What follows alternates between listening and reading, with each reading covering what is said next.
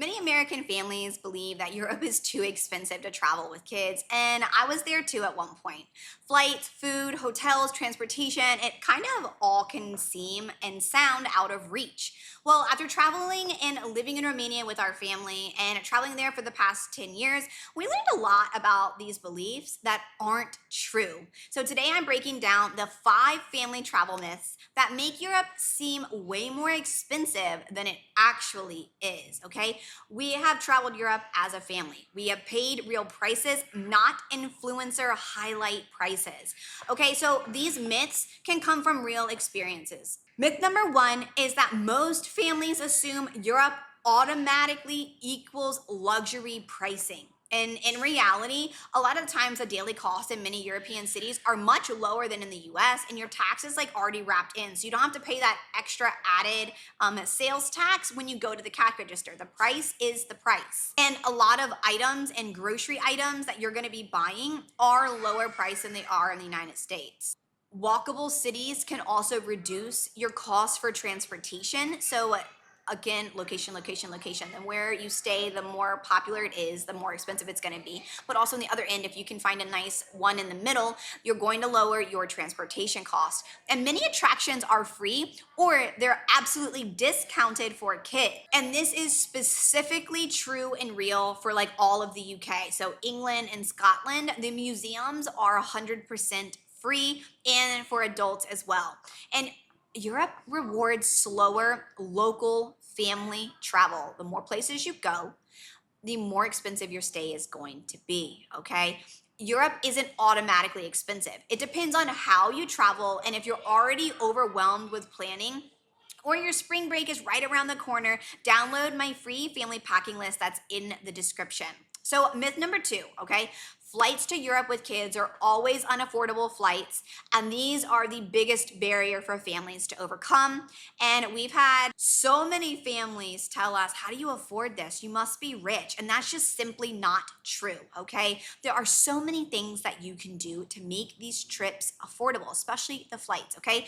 So your off-season travel is going to make a huge difference on the flights of your tickets, okay? Having flexible dates help the families and, solo travelers as well fly on the best days, okay? So have a little bit of flexibility in your dates. And European flights can cost the same as some US domestic family trips, depending on the location you're flying to and from. So that's really important caveat to say there, okay?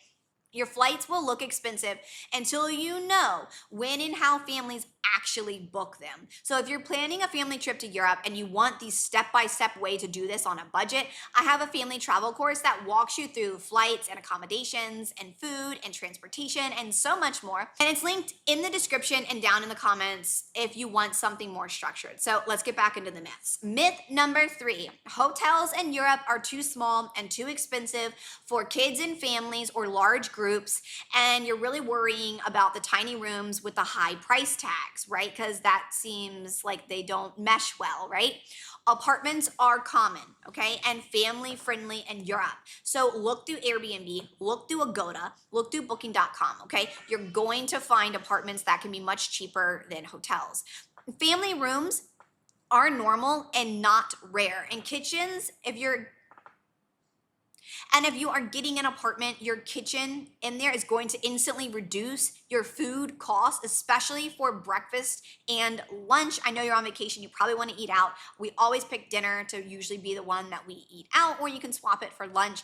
But breakfast and lunch are the most common and best ways to sort of pack your snacks and to eat to save some money. Accommodation is only expensive if you book it like a tourist instead of a large group or family in your thought process, okay? And there are some hotels that if you book directly, you will get massive discounts and savings, so do your research ahead of time.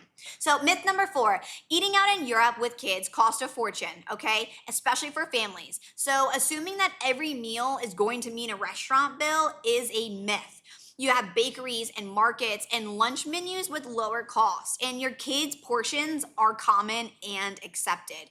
Your grocery shopping, your day to day stuff are normal and affordable, and it actually is gonna probably cost you less than what it costs you in the US for your groceries, okay? That is what we have always done. European food culture works with families and it does not work against family. Myth number 5. Getting around Europe with kids is complicated and transportation is expensive, okay? It can feel intimidating for families. Let's debunk this. Public transportation discounts often apply to kids, okay? Or you can wrap up some type of transportation cost. There's usually like a tourist, it depends on the country that you were going to, okay? But some countries have this like tourist visitor pass that you can get at a discounted rate, and that is truly helpful. And again, there's lots of countries in Europe that offer discounts for kids.